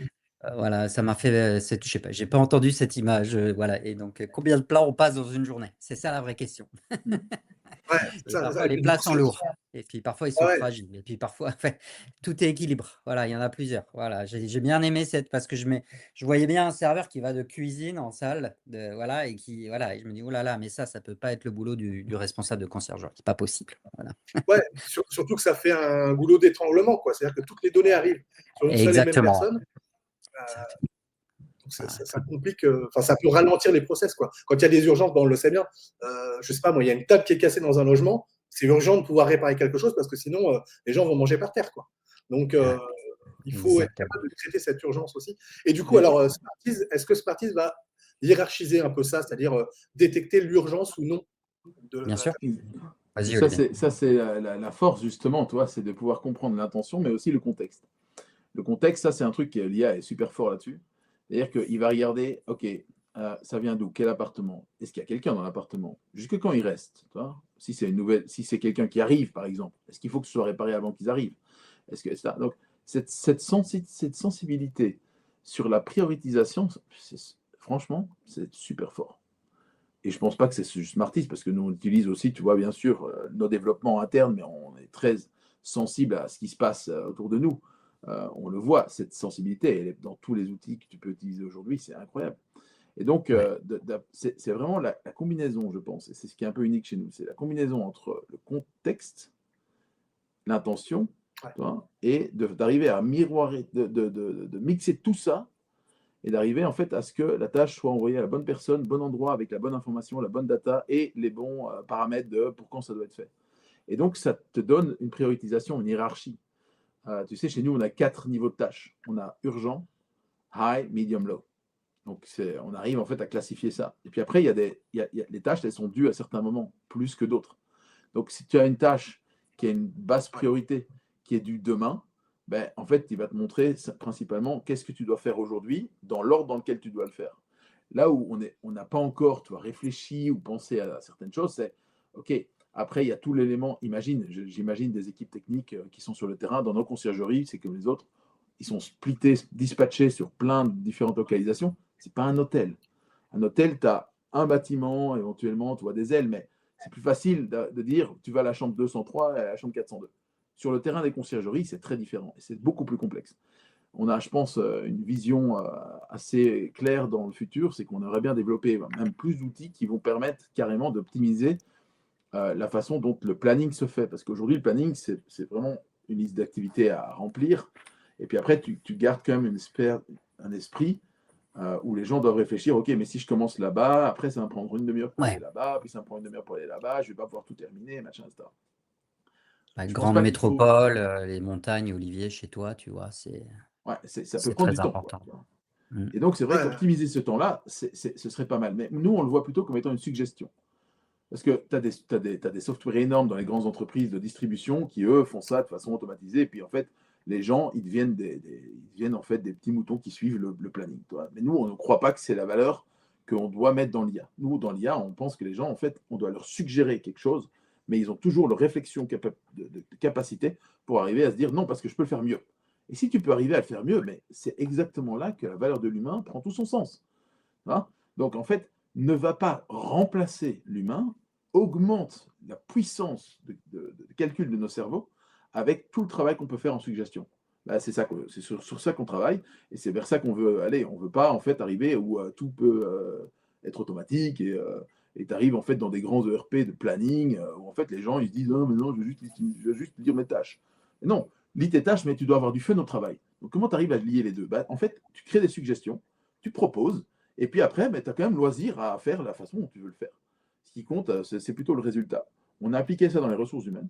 Aujourd'hui, on l'applique dans nos outils, dans notre software. Mmh. ok, ok, génial. Oui, ça donne un peu les perspectives. C'est vrai que je n'avais pas pensé à ça sur l'optimisation des trajets, et c'est vrai que c'est un vrai sujet. Mais c'est vrai qu'aujourd'hui, les équipes le font eux-mêmes. En fait, ouais, comme tu dis, suggérer aux managers et aux équipes effectivement une, une tournée, puis après, libre à eux de s'organiser un peu autrement, parce qu'il y a des contraintes qu'on ne voit pas nécessairement vu de l'outil. Ouais. Ouais, en tout cas, ouais, c'est un excellent sujet ça. Euh, oui, ok. Donc merci Olivier pour tout ça. Alors du coup, ça me faisait penser à un autre point qui concerne beaucoup les conciergeries ou les agents immobiliers qui font de la location saisonnière, c'est que on travaille avec beaucoup de propriétaires, on prospecte des propriétaires aussi, et donc d'avoir ces outils dans notre boîte à outils, on l'a bien compris, quelque chose d'intéressant pour l'interne, intéressant pour les voyageurs. Du coup, on a un vrai plus, un vrai service plus là dans notre conciergerie avec ce type d'outils. Comment, d'après vous, selon vous, comment on peut, entre guillemets, vendre ça à nos propriétaires. Parce que du coup, on peut leur dire aujourd'hui, voilà, je fais de la réponse aux voyageurs 24 heures sur 24. Alors certains l'affichaient déjà avant. C'était fait ou pas d'ailleurs. Mais aujourd'hui, avec Smarties, on peut le dire et le faire réellement. Donc, je pense que c'est un vrai plus. Ouais, Comment, d'après vous, on peut vendre ça un peu à nos bien propriétaires? sûr. C'est marrant que tu dis ça, puisqu'on a exactement eu cette discussion avec un prospect, en fait, Henrik, où on l'aide justement dans cette discussion de convaincre certains propriétaires là-dessus. Le premier point, ben, effectivement, ça devient une réalité, ce que tu disais. C'est que des réponses 24 heures sur 24 vont être possibles. On a quand même une discussion sur le garde-fou. Donc je pense Oui, qu'il faut être assez lucide et puis surtout, il faut avoir une discussion avec les propriétaires qui est un peu plus globale sur l'utilisation de l'intelligence artificielle. Ces propriétaires vont utiliser l'IA dans leur vie quotidienne aussi. Mais je pense qu'il n'y a plus le choix. Il faut l'avoir et il faut dire qu'on va avoir une réactivité, une efficacité là-dessus. Voilà, les propriétaires vont pouvoir aller voir ailleurs et trouver quelque chose dans une autre conciergerie. Donc ça va devenir en fait, je pense, une attente de base. oui, La deuxième chose, et là on revient moins sur l'IA, mais sur le côté WhatsApp engageant que nous on a vu, il y a une vraie promesse d'éviter les avis clients. Avec nous on a voilà, les backgrounds en RH, sciences comportementales, sciences du feedback. On a plus de mauvaises revues sur nos logements quand on utilise Smarties. Qu'est-ce que ça veut dire au final, hein, pour le propriétaire? C'est sûr que, beh, voilà, l'argent rentre mieux. Bon, c'est les algorithmes et cetera, parce qu'au final, il y a quand même une vraie discussion de rentabilité avec le propriétaire et c'est ce qu'ils vont rechercher. Tout dépend de leur objectif, mais au minimum couvrir les charges et aussi faire un rendement. Donc ça c'est très clair et là, on est plus sur le WhatsApp, sur la qualité de nos messages, la manière dont on demande du feedback. Ça, c'est un vrai différenciateur par rapport aux autres automatisations de messages. Voilà, donc ça, c'est les 2 éléments, principaux, je dirais. Il y avait autre chose, mais je l'ai perdu. Alors Olivier, si tu as d'autres idées, vas-y et je peux y revenir. Pardon. Ouais, mais je pense que la différenciation avec le propriétaire, c'est intéressant parce que la discussion que j'ai avec les propriétaires, parce que moi, je vais parler d'expérience. Tu commences, tu prends ton bien, tu convaincs le propriétaire de travailler avec toi. J'ai rarement eu des discussions sur les outils, Mmh. toi, avec des propriétaires. Moi, j'ai des discussions plutôt sur le rendement. Des discussions, ils me parlent rarement aussi de la vie voyageur. En fait, ils ne voient pas forcément l'importance. Enfin, alors moi, j'ai des propriétaires qui, ouais, ce sont des investissements, des biens de seconde résidence, de villégiature. Ils y viennent pas souvent, voire même jamais. Et en fait, ils veulent rentabiliser leurs charges et éventuellement faire, s'il y a du surplus, très bien. Ça, c'est, je dirais, la grosse majorité de mon portfolio. J'ai d'autres propriétaires qui, eux, sont dans du rendement pur et qui disent, moi, je veux du rendement. Les outils ne sont pas souvent arrivés. La vie voyageur, ils ne comprennent pas forcément. Toi. En fait, pourquoi? Parce que je pense mes propriétaires, ils savent qu'ils doivent me déléguer cette partie-là. Enfin, c'est pour ça qu'ils prennent une conciergerie. Parce qu'ils veulent en fait travailler sur cet élément de confiance. Et donc, c'est plutôt de façon proactive que je montre les outils que je vais utiliser et je partage avec eux en disant, voilà, nous, on développe ça pour les voyageurs parce que c'est important que les voyageurs vont driver les éléments d'avis positifs et les éléments d'avis positifs ont un impact sur non seulement la position de l'algorithme, comme tu le dis très bien, Laurent, mais c'est surtout l'avis négatif qui va impacter le revenu. Un avis oui. négatif, on a mesuré, c'est environ 25% du revenu annuel en récupération derrière pour essayer de récupérer un avis négatif. Donc c'est énorme. Alors ça s'applique Ouais, peut-être, tu vois, dans l'élément en Suisse, dans les Alpes, peut-être c'est différent en France, dans le sud de la France, etc. Oui, chaque marché va avoir sa spécificité. Mais le fait est qu'un avis négatif peut impacter un revenu de façon importante. ouais. Donc c'est souvent comme ça que je présente au propriétaire. Et puis commence l'engagement, c'est-à-dire le propriétaire est convaincu, me fait confiance que je vais pouvoir travailler positivement avec lui. Et c'est plutôt à ce moment-là que les questions d'outils arrivent. OK, comment je vais suivre mes réservations? Comment je vais suivre mes revenus? Comment ça va fonctionner? Etc. Donc il y a toute cette problématique qui était en fait dans le contrat, mais eux, ils veulent savoir, mais comment je vais suivre? Et ça devient le point important. Et donc, en fait, quand tu arrives à combiner le suivi avec un calendrier très simple où ils peuvent suivre ce qui se passe, les revenus qu'on envoie en fait via WhatsApp, parce qu'on envoie chaque fois qu'il y a une paye vers le propriétaire, on envoie un message WhatsApp au propriétaire. Donc, ça crée le lien également avec le propriétaire sur le même channel qu'on promeut avec les voyageurs. Donc maintenant, tu commences à comprendre en fait l'écosystème. Et le propriétaire, il est ravi parce qu'il peut faire son suivi sur Smartease, il y a un espace pour le faire. Et à côté de ça, il peut communiquer avec nous et on lui envoie tous les 3 mois, on lui envoie au propriétaire, voilà ce qu'il y a à faire sur votre logement, voilà le résumé de toutes les choses qu'il y a. Et puis, je pense que c'est toi qui nous avais suggéré, Henrik, Ouais. une fonctionnalité sur laquelle on est en train de travailler, c'est que dans les discussions voyageurs ou dans les discussions internes, il y a beaucoup d'informations sur la propriété et la répétitivité de problèmes ou de challenges que tu rencontres sur la propriété. Le chauffage ne fonctionne jamais, la clim ne fonctionne jamais, tu vois, il y a toujours des problèmes de serrure, etc., etc., etc. Ben, notre objectif, c'est d'arriver carrément avec Smartease, de récupérer cette information et de aussi fournir en fait des munitions à la conciergerie pour avoir la discussion avec les propriétaires en disant, bon, dans les derniers 12 mois, on a 3 fois dû changer la serrure ou appeler un technicien, on a 4 fois dû avoir des problèmes de purge de radiateur, qu'est-ce qu'on peut faire? Parce que à chaque fois, nous, ça vous coûte de l'argent, parce que nous, on va envoyer des équipes, mais c'est vous qui allez régler la facture. Donc ça vous coûte de l'argent. On est là pour vous optimiser vos biens également. Voilà ce qu'on pourrait faire. Et je pense que ça va développer une toute nouvelle porte d'entrée pour les conciergeries qui vont utiliser ce genre d'approche avec les propriétaires. C'est en fait tout le suivi de valorisation des biens. Pas seulement de fournir le service, tu vois, de conciergerie, mais de dire, en fait, en travaillant avec moi, non seulement je vais vous gérer votre bien et vous le faire du rendement, mais en plus, je vais m'assurer que la valeur de votre bien ne diminue pas. Parce que bien sûr, il y a l'élément de croissance et d'inflationnel, mais il y a l'élément aussi de maintenance. Et je pense que le rôle de la conciergerie va évoluer vers un rôle presque, toi, clé dans le maintien de la croissance, de la valorisation du bien. On a tous des expériences de dégâts quand on loue en courte durée. Toi, que ce soit du ménage, hein, des gars ou bien des choses cassées, eh bien, tu vois, ça va faire partie du rôle, ça fait déjà partie du rôle de fixer un dégât. Comment tu vas faire ça de façon proactive avec des choses plutôt orientées structure du bâtiment? Eh bien, je pense que la conciergerie va commencer à développer des services dans ce domaine-là, en général. Ouais. On voit déjà hein, qu'il y a plein de services justement qui tournent autour de la maintenance qui commencent à se développer, qui sont proposés aux conciergeries. Et du coup, les conciergeries peuvent accompagner les propriétaires justement sur ces sujets-là. Moi, je suis un grand fan justement de la partie maintenance, suivi et du coup reporting auprès du propriétaire parce que pour moi, ça c'est une valeur qu'on apporte mais qui est folle pour le propriétaire. Déjà, ça nous distingue aussi d'autres conciergeries. C'est toujours important d'être différent en termes de propositions. Et pour le coup, je suis d'accord avec toi, il y a une vraie valeur ajoutée pour le propriétaire de se dire, OK, j'ai rentabilisé, mais en plus, le bien est resté dans un bon état, il a été bien maintenu parce qu'on avait les bonnes infos au bon moment, j'ai eu les bons conseils.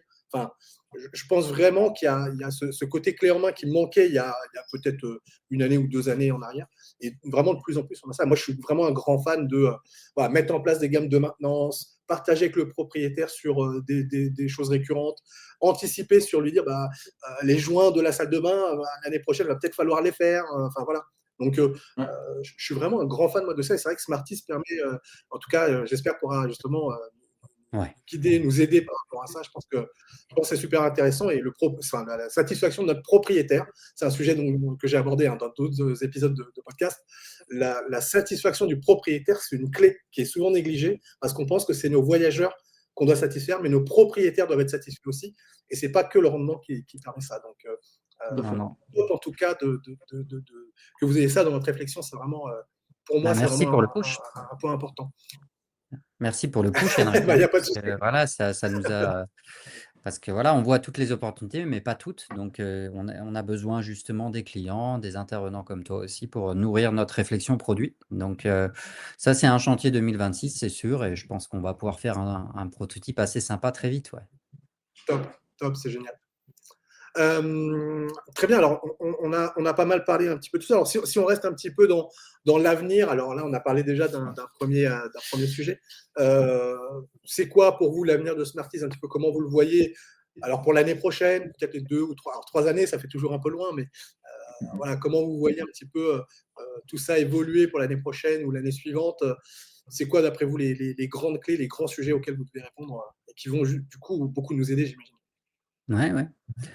Au niveau de la communication voyageur et de l'IA, il y a plusieurs chantiers. Il y a un chantier de test constant sur l'IA.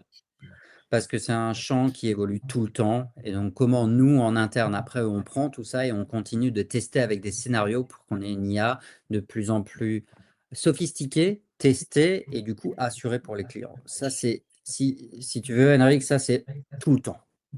Et ça va continuer parce que l'IA va évoluer très vite. Tu parlais par exemple, voilà, rapport de tâches pour le propriétaire. Donc en fait, il y a plein de choses sur les tâches où on va pouvoir faire du reporting, mais de reporting à valeur ajoutée. Parce que si ça devient ton cœur opérationnel, que tu as une petite équipe, que tu peux aussi utiliser ça pour vraiment animer, OK, nous, on a vu ce genre de choses, on fait une pause, c'est un peu moins de réservation en ce moment, entre guillemets. Bon, quelles sont vraiment les priorités là-dessus? Ça, c'est une belle ambition au niveau opérationnel. Bien sûr, hein, il y a les objectifs de croissance sur, la conciergerie, avoir plus de conciergerie, ça c'est normal, mais on a aussi envie de faire du déploiement, un peu plus, spécifique, sur des grosses opérations. Et j'entends par là quoi? J'entends par là, 2-3 hôtels l'année prochaine qui vont nous donner aussi au niveau opérationnel une autre dimension. Parce qu'on va avoir une autre complexité, un autre catalogue de tâches et surtout une rapidité et un volume qu'on va pouvoir vraiment tester et dire ça marche. Ou des conciergeries, souvent très saisonnières où là on est sur du 250, 300, 400, 500 biens. Voilà, où là, il y a vraiment, en haute période, il y a 200 à 300 ménages par samedi. Voilà. Donc vraiment arriver à ce volume-là. On a aussi une vision au niveau voyageurs. Ça, c'est même pas à 3 ans, ça, on ne sait pas encore. Mais c'est un aparté aussi. C'est si on pouvait arriver à un moment où, en fait, les conciergeries qui utilisent Smarties peuvent mettre un label. Moi, je gère la communication et l'expérience voyageur avec Smarties et que ça devienne un vrai petit catalogue et que les voyageurs n'aient envie que d'aller dans des propriétés qui sont servies sur Smarties, où ils savent que c'est un gage d'expérience exceptionnelle. Ça, c'est la vision pour nous rêver, parce que c'est notre passion finalement, c'est notre première passion. Voilà, donc ça, c'est un peu quelques priorités si tu veux. Nous, au niveau géographique, on est clairement d'abord sur les pays francophones, essentiellement en Europe, mais aussi sur d'autres marchés émergents comme le Maroc et puis sans doute le Royaume-Uni, parce que finalement, on a passé énormément de temps là-bas, on est aussi britannique et c'est un marché qu'on aimerait vraiment approcher et progresser là-dedans. Voilà. Ok, ok, génial. Je ne sais pas, Olivier, si tu veux compléter quelque chose avant qu'on passe à la dernière partie. J'ai rien à rajouter. Laurent, toi, on est tellement alignés que voilà. Moi, j'ai rien à rajouter. Bravo, Laurent. Ok. Parfait. Parfait. Alors du coup, je vous propose qu'on passe maintenant donc à la dernière partie, parce que le temps passe tellement vite. On va passer à la dernière partie finalement de ce talk show, donc qui est le quiz. Pour tous ceux qui nous rejoignent, donc le quiz, c'est donc une séquence de questions assez courte, avec une dizaine de questions qui vont s'enchaîner. Donc questions courtes, donc réponses plutôt courtes aussi. Aujourd'hui, on va faire plutôt du pour ou contre dans une première partie de ce quiz, et la deuxième partie, vous pourrez vous étendre un petit peu plus. Évidemment, peut être amené à rebondir comme toujours dans le talk show. La parole est libre, comme je le dis toujours. Donc, l'idée, c'est quand même d'enchaîner un peu les questions. Mais si jamais il y a des choses sur lesquelles vous voulez rebondir, évidemment, il n'y a absolument pas de problème. Est-ce que vous êtes prêts pour cette dernière partie? Absolument. On est prêt. Allez, donc pour ou contre, est-ce que l'IA doit avoir un prénom? Pour. Pour. T'as hésité un petit peu, Olivier, non? Oui, parce que je me contredis parfois, tu vois, sur l'élément, tu vois, de la personnalité de l'IA, est-ce que tu dois partager? Mais si tu le fais, alors s'assure-toi que ça crée un humain ou l'équivalent d'un humain virtuel, tu vois. Un persona, ouais, exactement. Ok. Un jour, l'IA pourra dire je suis sincèrement désolé. Oui ou non, pour ou contre, comme vous voulez. Ah, pour, ouais. Pour dans 15 ans, pas avant. Ah ouais, tu penses que l'IA aujourd'hui n'est pas encore assez Non, donc augmentée on par parle. l'humain? Parce que tout à l'heure, tu disais que l'IA augmente l'humain, mais je crois que l'humain augmente l'IA aussi. Hein, on ne l'a pas dit. C'est un peu ça, et puis je pense que c'est au niveau le niveau supérieur d'intelligence artificielle dont Olivier parlait, l'intelligence artificielle générale, où on est à un niveau de réflexion, en fait, qui commence à pouvoir être modélisé, mais en se renseignant quand même beaucoup sur ce sujet. On est vraiment à de l'horizon 10-15 ans, selon moi. Donc, pour moi, quand il n'y a pas d'intelligence générale, on ne peut pas être sincèrement désolé. Henrik, Ok. si tu rephrasais la question en disant est-ce qu'elle peut le dire et le penser, je suis contre. Est-ce qu'elle peut le dire? Elle va le dire, parce qu'elle le dit déjà aujourd'hui, tu vois. Ah, Oui, c'est vrai. C'est vrai. Allez, oui ou non, une conciergerie sans IA sera perçue comme old school? Oui. Oui, Ouais, on en a parlé un petit peu tout à l'heure, justement, sur le fait que, en gros, tout le monde utilisera l'IA. Donc, celui qui ne le fera pas, il sera en retard, en fait. C'est tout à même, fait. c'est même une question beaucoup plus générale, toi, sociétale. Ouais. Aujourd'hui, n'importe quel travailleur, surtout dans des travaux dans lesquels l'IA est assez utilisée, le travail administratif, de marketing, direction, tout ce qui est légal, etc. Si tu ne l'utilises pas, c'est vraiment, enfin, c'est très risqué de ne pas commencer à l'utiliser. Ça ne veut pas dire qu'il faut être expert, hein. C'est vraiment des petites choses. Mais si tu ne l'utilises pas, ça va te rendre en fait une compétitivité que tu n'as plus par rapport à ceux qui le font. Et comme Ouais, c'est tellement accessible, le problème c'était l'accessibilité. L'IA, elle existe depuis peu, 60 ans, 70 ans, 70 ans. Le problème c'est l'accessibilité. En 2022, c'était le ouais, 13 ou le ouais, 14 novembre 2022, quand OpenAI a démarré ChatGPT, c'est devenu en fait accessible à tout le monde. Et avec, ouais, c'est gratuit. Donc en fait, voilà, je pense que la réponse c'est même plus sociétale. C'est que tout le monde doit l'utiliser. Ceux qui ne l'utilisent pas vont devenir old school. Ouais. Mm. ok, ok. Euh, les voyageurs, alors vrai ou faux, oui ou non, les voyageurs préfèrent une IA efficace plutôt qu'un humain lent Vrai, dans la réponse. vrai. Moi, je fais très court, hein. Je fais exprès, hein. Pour moi, c'est Ouais, vrai. ouais, ouais, moi je suis plutôt vrai aussi, hein. Ouais, je pense qu'on l'a un petit peu dit tout à l'heure. Alors, une question intéressante, c'est la data va devenir plus importante que l'expérience terrain. Vrai ou pas? Vrai en valeur. Ouais. Moi, je dirais non parce qu'elle va augmenter la pertinence de l'expérience terrain, la justifier, la valider, la rendre objective. Donc Ouais. c'est pour ça que je dis non. Voilà. Ouais, Mais bon, y a, c'est pas, voilà, c'est pas noir et blanc, quoi. Voilà. ouais, ok. Il y a un effet volume, c'est que les données, on en a beaucoup.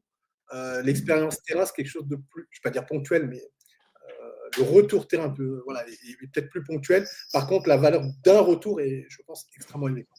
Voilà, voilà, exactement. Je suis d'accord avec toi. Ok, ok. Vrai ou faux, l'IA peut gérer un incident à 3 heures du matin. On va pas dire ça dépend, mais Vrai, non, mais moi je pense que gérer un incident 3 heures du matin, c'est aussi de dire que tout le monde n'est pas disponible, hein. Et l'IA peut le faire voilà. très bien. C'est vrai. Ouais. Ouais, si on digérait de ce point de vue-là, je suis d'accord avec Olivier. Sinon, moi, je m'étais dit comprendre et aiguiller, oui, gérer, pas toujours. Voilà. Ok, ça marche. Bon, on a un petit peu abordé rapidement ce sujet-là, mais vrai ou faux, les voyageurs savent quand ils parlent à une IA. Non, faut, moi, bah, on en a Ouais. parlé, donc vous connaissez ma position. Mais, Ah ouais, je suis un peu plus nuancé qu'avant le début du podcast. Voilà. Donc, ouais, pas encore tout à fait dans le camp d'Olivier, mais j'en suis pas loin. Voilà. Je comprends ton argument, Olivier. Ok, ok. D'où l'importance du choix. D'où l'importance du choix. Chaque conciergerie Oui, a le choix de dire Ouais, si oui ou non on veut déclarer. C'est pas un truc, toi, standard. Je pense que c'est une question de sensibilité. oui, ouais, exactement. c'est vrai. Ouais. Alors, des questions que je pose un peu plus régulièrement à mes invités. Plutôt Airbnb ou plutôt Booking? Booking. Plutôt Booking. Booking. Ah, ok. D'accord, ouais. Donc on est dans le même camp. Alors moi aussi, je suis plutôt Booking pour la, voilà, pour la professionnalisation qu'apporte la plateforme versus Airbnb qui, je trouve, est plus infantilisante, mais ça, c'est mon avis. Il y a une chose sur Airbnb que je trouve géniale, c'est que la vie va dans les deux sens. Et je pense que c'est un peu le problème de Booking.com, c'est que tu peux même pas répondre si le voyageur ne laisse pas un commentaire. Donc en fait, Ouais. c'est ça te force à faire 2 fois plus de travail pour arriver au bon avis.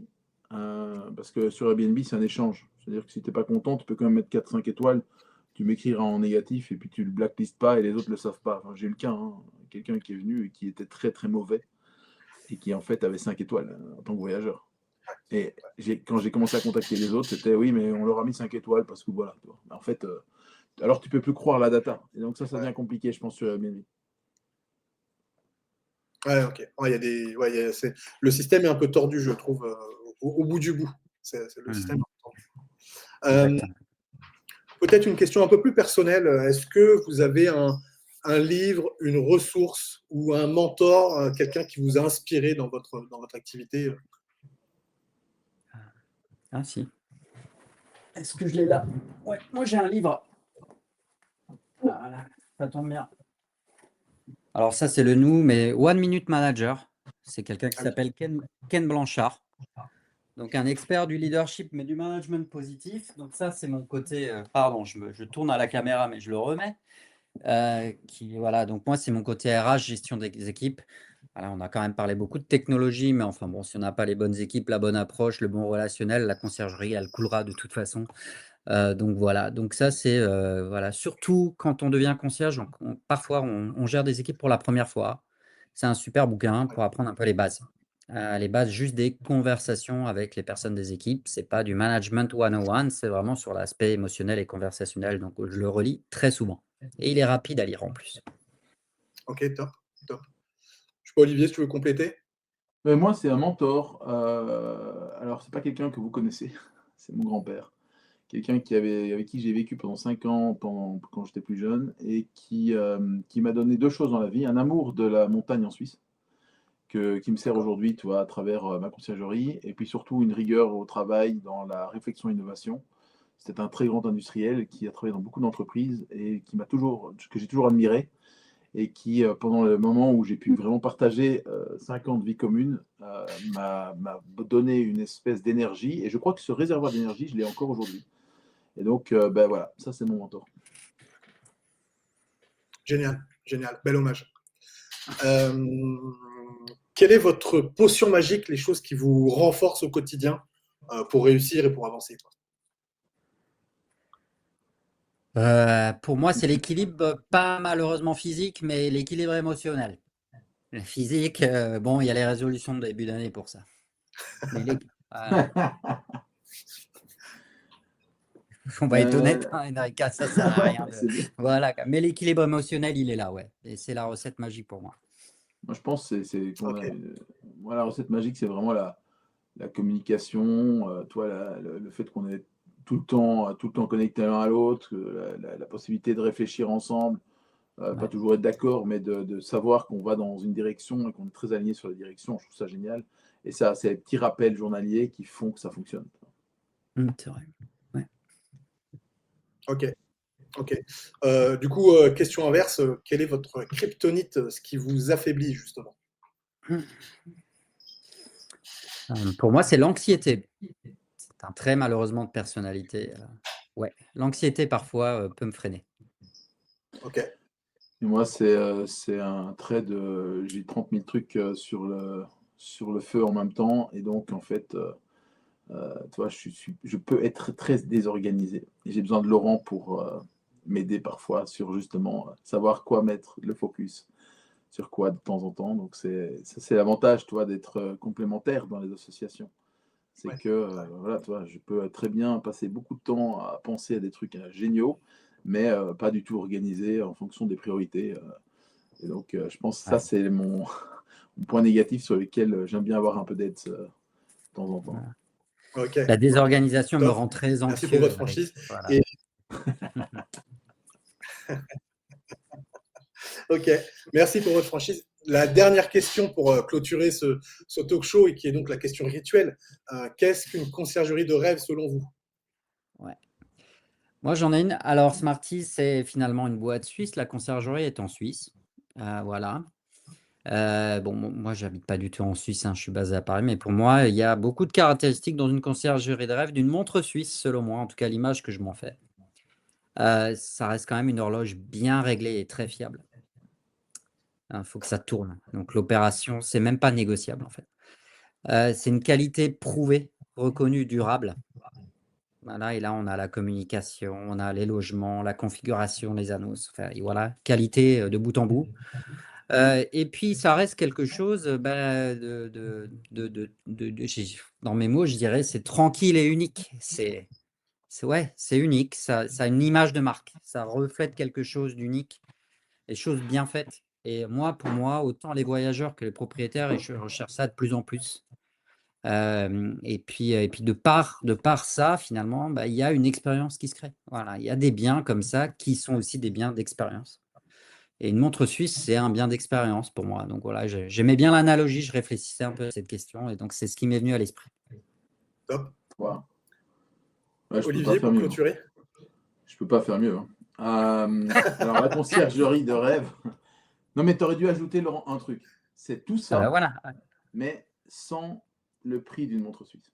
Et Ah, puis, bah voilà, tu vois, c'est fait. moi, la conciergerie de rêve, je pense que pour moi, c'est la conciergerie où le. C'est une bonne question. La conciergerie de rêve, c'est la conciergerie vraiment où il y a une bienveillance permanente entre le propriétaire et le voyageur et où le concierge se sent bien et pas accablé par tout ce qu'il y a autour à faire. En fait, une conciergerie de rêve, c'est un concierge où en fait le temps passe sans devoir se dire waouh, j'ai tout ça à faire et que voilà, que ça se passe et que la personne, pour moi, la conciergerie de rêve, c'est où le concierge en fait a tellement de positivité dans l'attitude, où en tant que propriétaire, tu es tout de suite attiré par ouais, j'ai envie de travailler avec eux, il y a un élément de confiance, toi, ça va tourner, etc. Et tu vois les résultats derrière. La conciergerie de rêve, c'est quand tu arrives à ce niveau-là, je pense que tu es en nirvana, tu vois, dans ce que Ouais. tu arrives à faire. Et j'imagine que certains d'entre vous qui nous écoutez, vous y arrivez très très bien. Et j'adorerais avoir un contact parce que j'aimerais bien comprendre, toi, comment je peux y arriver aussi. Et puis ça, je pense, c'est vraiment la conciergerie de rêve. Je pourrais presque pousser où le concierge est tout le temps en vacances. Mais bon, c'est un peu poussé loin. Tu vois. Si tu vois le rapport. Ouais. Bon, je pense que je t'ai perdu pendant les 5 dernières secondes là. Ah, tu veux que je le refasse peut-être? Ouais, au cas où je pense que c'est enregistré parce que ça s'enregistre quand même. Ouais, Mais, ouais. ouais, je veux bien juste surface peut-être les La 15-30 conciergerie, ça secondes. me permet de changer mon truc. Tu vois. La conciergerie de rêve, je pense, c'est la conciergerie où en fait il y a une espèce de symbiose entre tous les éléments qui composent la conciergerie. Le voyageur, le propriétaire et le concierge. Et toutes les équipes qui sont derrière le concierge. Où en fait cette activité se fait avec une certaine positive attitude et où tout se passe. Ça ne veut pas dire qu'il n'y a pas de tension, qu'il n'y a pas de négativité et tout, mais la conciergerie de rêve, c'est la conciergerie qui avance. C'est la conciergerie qui a envie, tu vois, de faire bien. Et de faire bien, ça demande des bons outils. Et je pense que la conciergerie de rêve, c'est celle-là. Alors je disais juste à la blague, c'est peut-être la conciergerie où le concierge est tout le temps en vacances. Ça, ce serait la conciergerie de rêve. Mais bon, ça, c'est pousser le bouchon un petit peu loin. Ok, merci à tous les deux. Ça sera le mot de la fin. Merci d'avoir répondu à toutes les questions, d'avoir joué le jeu. Alors évidemment, pour tous ceux qui nous suivent, vous pouvez retrouver donc Smarties, Laurent et Olivier dans les liens qui se trouvent juste en dessous de la vidéo. Là, vous cliquez dessus, vous pourrez retrouver ce qu'ils vous proposent, comment fonctionne un peu leur outil, même si on en a déjà pas mal parlé ici, mais voilà, vous pouvez retrouver tout ça. N'hésitez pas aussi, hyper important, à vous abonner à la chaîne, hyper important, et à activer la cloche pour être notifié de toutes les prochaines vidéos qui vont sortir. Cette vidéo, si elle vous a plu, un petit pouce vers le haut, un like, ça va booster la chaîne et nous permettre justement d'avoir toujours plus d'intervenants de qualité comme ça a pu être le cas aujourd'hui. Et puis bien évidemment, laissez-nous un petit commentaire, une petite question si vous avez quelque chose qui vous vient à l'idée par rapport à notre échange. Vous laissez tout ça dans les commentaires en dessous. Avec Laurent, Olivier et moi-même, on sera ravis de répondre à toutes vos questions. Merci Laurent, merci Olivier. Merci Henrik, c'était un plaisir. Merci beaucoup et merci à tous ceux qui nous écoutent aujourd'hui. Ce sera avec plaisir de vous rencontrer dans un prochain épisode ou en tout cas de pouvoir écouter vos histoires, j'imagine, qui doivent être également aussi passionnantes que ce qu'on a pu partager avec vous. Eh ben super, merci à tous et je vous souhaite une très bonne journée. On se retrouve dans la prochaine vidéo. Ciao. À bientôt. Ciao.